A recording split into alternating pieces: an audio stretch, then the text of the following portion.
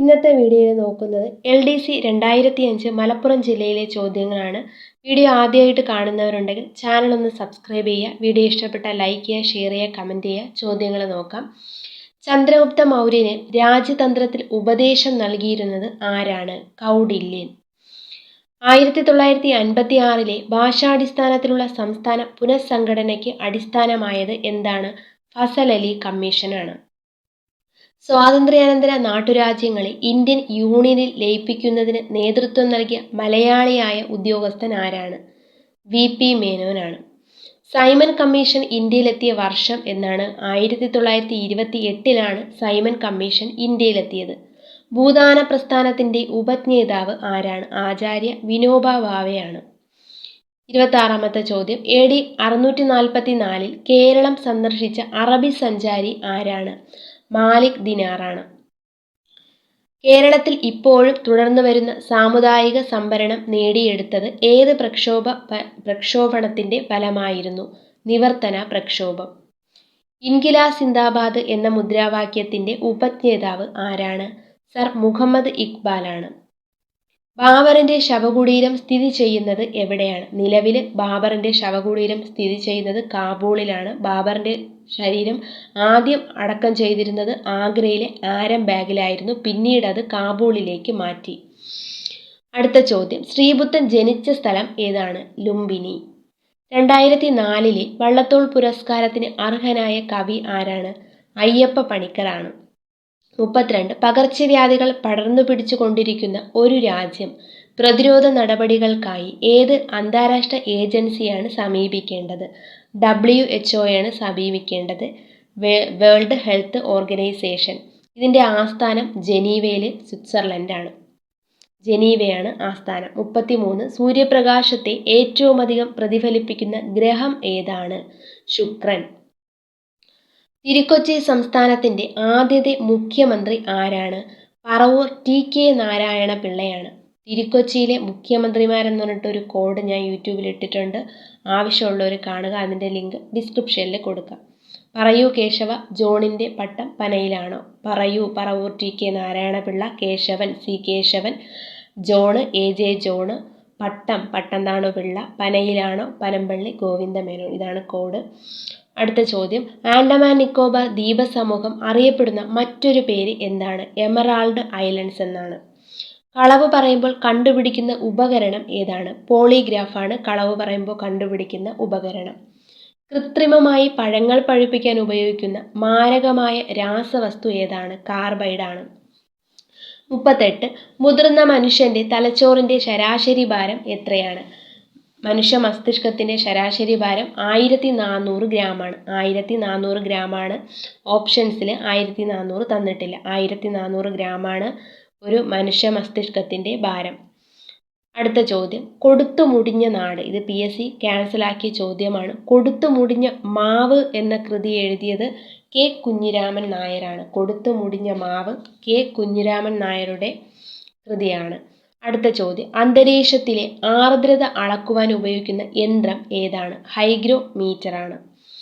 41 Clement Attlee ഇന്ത്യയുടെ സ്വാതന്ത്ര്യം പ്രഖ്യാപിക്കുമ്പോൾ ഇന്ത്യയിലെ വൈസ്രോയി ആരായിരുന്നു? വേവൽ പ്രഭു ആയിരുന്നു. ഹർഷചരിതത്തിന്റെ കർത്താവ് ആരാണ്? ഹർഷചരിതത്തിന്റെ കർത്താവ് ബാണഭട്ടയാണ്. അജന്ത ഗുഹാചിത്രങ്ങളിൽ പ്രതിപാദിച്ചിരിക്കുന്ന ചിത്രങ്ങൾ ഏതിൽ നിന്ന് എടുത്തതാണ്? ജാതക കഥകളിൽ നിന്നുള്ളതാണ്. ബംഗാൾ വിഭജനവുമായി ബന്ധപ്പെട്ട വൈസ്രോയി ആരാണ്? ബംഗാൾ വിഭജിച്ചത് കഴ്സൺ പ്രഭുവാണ് 1905. ബംഗാൾ വിഭജനം റദ്ദ് ചെയ്ത വൈസ്രോയി ഹാർഡിഞ്ച് സെക്കൻഡാണ് 1911. 45 ഷാജഹാൻ ചക്രവർത്തി തലസ്ഥാനം ഡൽഹിയിലേക്ക് മാറ്റുന്നതുവരെ മുഗൾ ചക്രവർത്തിമാരുടെ തലസ്ഥാനം ഏതായിരുന്നു? ആഗ്രയായിരുന്നു തലസ്ഥാനം. ലാൽ ബഹദൂർ ശാസ്ത്രി അന്ത്യവിശ്രമം കൊള്ളുന്ന സ്ഥലം ഏതാണ്? വിജയ്ഘട്ടിലാണ് ലാൽ ബഹദൂർ ശാസ്ത്രി അന്ത്യവിശ്രമം കൊള്ളുന്നത്. ഇന്ത്യയിൽ കടൽ മാർഗം വന്ന ആദ്യത്തെ വിദേശികൾ. ഇന്ത്യയിൽ കടൽ മാർഗം വന്ന ആദ്യ വിദേശികൾ എന്ന് ചോദിച്ചാൽ അതിൻ്റെ ആൻസർ അറബികളാണ്. കടൽ മാർഗം ഇന്ത്യയിലെത്തിയ ആദ്യ യൂറോപ്യന്മാരാണ് പോർച്ചുഗീസുകാർ. അതിൻ്റെ ഒരു കോഡ് ഞാൻ യൂട്യൂബിൽ ഇട്ടിട്ടുണ്ട്. താല്പര്യമുള്ളവർ കാണുക. അതിൻ്റെ ലിങ്ക് ഡിസ്ക്രിപ്ഷൻ ബോക്സിൽ കൊടുക്കാം. ബ്രഹ്മസമാജ സ്ഥാപകൻ ആരാണ്? രാജാറാം മോഹൻ റോയിയാണ്. 1828 ഓഗസ്റ്റ് 20-നാണ് ബ്രഹ്മസമാജം സ്ഥാപിച്ചത്. ഏത് കോൺഗ്രസ് സമ്മേളനത്തിൽ വെച്ചാണ് ക്വിറ്റ് ഇന്ത്യ പ്രമേയം പാസ്സാക്കിയത്? ബോംബെ സമ്മേളനത്തിൽ വെച്ചാണ് ക്വിറ്റ് ഇന്ത്യ പ്രമേയം പാസ്സാക്കിയത്. ഇന്ത്യയുടെ ഒന്നാം സ്വാതന്ത്ര്യ സമരം പ്രഖ്യാപിക്കപ്പെട്ട വർഷം ഏതാണ്? 1857-ലാണ്. 1857 മെയ് 10 മീററ്റിലാണ് കലാപം പൊട്ടിപ്പുറപ്പെട്ടത്. മീററ്റ് ഉത്തർപ്രദേശിലാണ്. 51 രക്തസമ്മർദ്ദം കൂടിയ അവസ്ഥയെ എന്തു പറയുന്നു? Hyper tension. 52 വൈറസ് ഉണ്ടാക്കുന്ന ഒരു രോഗം ഇതിലെ ഏതാണ്? എയ്ഡ്സ് ആണ്. AIDS virus. ഘ്രാണശക്തി ഏറ്റവും കൂടുതലുള്ള ജീവി. ഘ്രാണശക്തി. കേൾവി കൂടുതലുള്ളത് സ്രാവ്. അന്തരീക്ഷത്തിൽ ഏറ്റവും കൂടുതലുള്ള മൂലകം ഏതാണ്? അന്തരീക്ഷത്തിൽ ഏറ്റവും കൂടുതലുള്ളത് നൈട്രജൻ ആണ്. നൈട്രജൻ. അതിൻ്റെ ഒരു കോഡ് ഞാൻ യൂട്യൂബിൽ ഇട്ടിട്ടുണ്ട്. അതിൻ്റെ ലിങ്ക് ഡിസ്ക്രിപ്ഷൻ ബോക്സിൽ കൊടുക്കാം. താല്പര്യമുള്ളവർ കാണുക. മനുഷ്യ ശരീരത്തിൽ ഏറ്റവും കൂടുതലായി കാണപ്പെടുന്ന ധാതു ഏതാണ്? കാൽസ്യമാണ് ഏറ്റവും കൂടുതൽ കാണപ്പെടുന്നത് മനുഷ്യ ശരീരത്തിൽ. ഭരണഘടനയുടെ 8-ാം ഷെഡ്യൂളിൽ നിലവിൽ എത്ര ഭാഷകൾ ഉൾപ്പെടുന്നു? ഭാഷകളെക്കുറിച്ച് പറയുന്നത് 8-ാം പട്ടികയിലാണ്. അതിൽ ഉൾപ്പെടുന്നത് 22 ഭാഷകളെക്കുറിച്ചാണ് പറയുന്നത്. APJ അബ്ദുൽ കലാം ഇന്ത്യയുടെ എത്രാമത്തെ രാഷ്ട്രപതി ആയിരുന്നു? 12-ാമത്തെ രാഷ്ട്രപതി ആയിരുന്നു APJ അബ്ദുൽ കലാം. ഇന്ത്യയിലെ തദ്ദേശ സ്വയംഭരണത്തിൻ്റെ പിതാവെന്നറിയപ്പെടുന്നത് റിപ്പൺ പ്രഭുവാണ്. ഇന്ത്യയിലെ തദ്ദേശ സ്വയംഭരണത്തിൻ്റെ പിതാവ് റിപ്പൺ പ്രഭുവാണ്.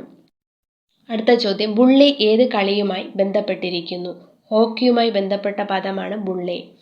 ഇലക്ട്രോ കാർഡിയോഗ്രാം ECG കണ്ടുപിടിച്ചത് ആരാണ്? വില്യം ഐന്തോവനാണ് ECG കണ്ടുപിടിച്ചത്.